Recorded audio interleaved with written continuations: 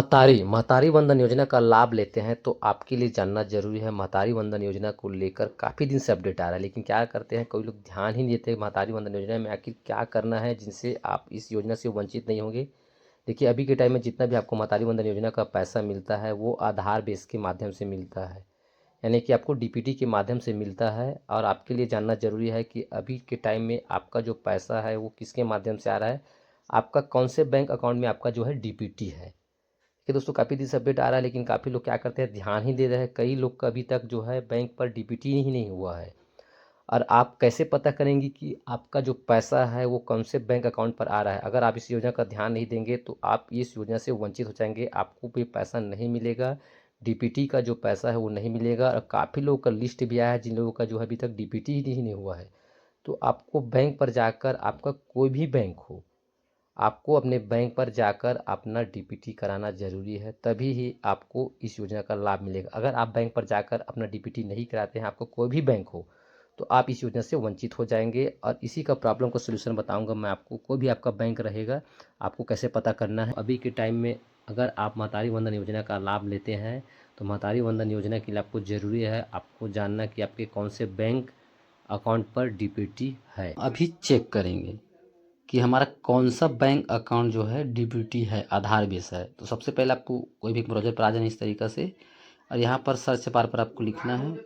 आपको इस तरीक़ा से लिखना है, देख लीजिए UIDAI, इस तरीक़ा से लिखिए सबसे पहले और उसको सर्च कर लीजिए। चलिए मैं इसको सर्च कर लेता हूँ। यहाँ पर इस तरीक़ा से सर्च कर लिया मैंने। सबसे पहले आपका जो है इस तरीक़ा से ऑप्शन खुलेगा UIDAI, ठीक है। यहाँ पर आपको क्लिक कर लेना है इस तरीक़ा से।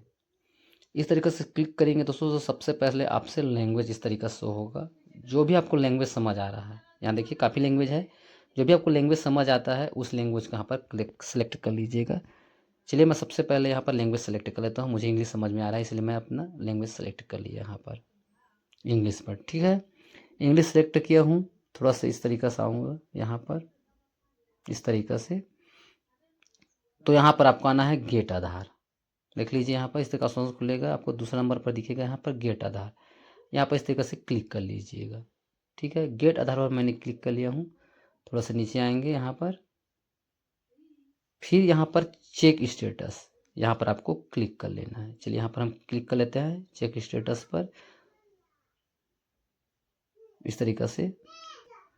थोड़ा सा नीचे तो हमें जाना है दोस्तों डीपीटी, हमारा कौन से बैंक अकाउंट पर डीपीटी है। तो हमें यहाँ पे बैंक सीडिंग स्टेटस चेक करना है, क्योंकि हमें अपना बैंक के बारे में जानना है कि हमारा कौन सा बैंक अकाउंट पर आ रहा है गवर्नमेंट का पैसा, डीपीटी का पैसा। मान के चलिए डीपीटी में बहुत सारा पैसा आता है, जो भी आपको मिलता होगा डीपीटी के माध्यम से वो यहाँ पर ही शो हो जाएगा। तो चलिए हम यहाँ पर चेक कर लेते हैं बैंक सीडिंग स्टेटस।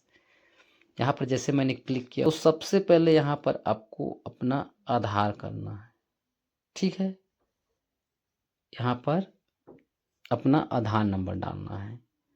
तो चलिए सबसे पहले मैं यहाँ पर अपना आधार नंबर डाल देता हूँ। तो सबसे पहले मैं यहाँ पर इसको भरना है, कैप्चर को जैसे लिखा वैसे सेम भरिएगा। कैप्चर को वरना आपका कैप्चर जो है वो गलत हो जाएगा।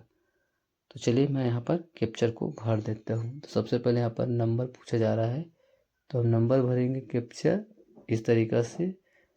कैप्चर को पहले मैं भर देता हूँ।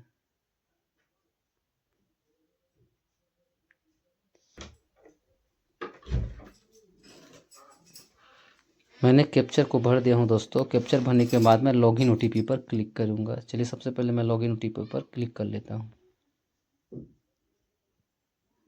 यहाँ पर लॉगिन पर किया हूँ, यहाँ पर मेरा ओटीपी शो हो जाएगा। चलिए मैं आपको दिखा देते हैं। यहाँ 52 सेकेंड का टाइम मांग रहा है और मेरा ओटीपी यहाँ पर आ गया है।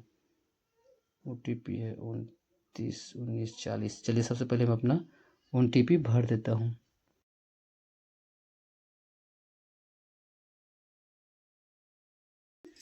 ठीक है, यहाँ पर लॉगिन कर लेना आपको इस तरीक़ा से। चलिए मैंने लॉगिन कर दिया हूँ यहाँ पर, और लॉगिन करने के बाद आपको फिर से वहीं आना होगा। देखिए एक ही बार में ओपन होता है, कई बार आपको फिर से उसी पर जाना होगा। यहाँ पर बैंक सीडिंग पे आपको एक बार फिर क्लिक कर लेना है, बैंक सीडिंग।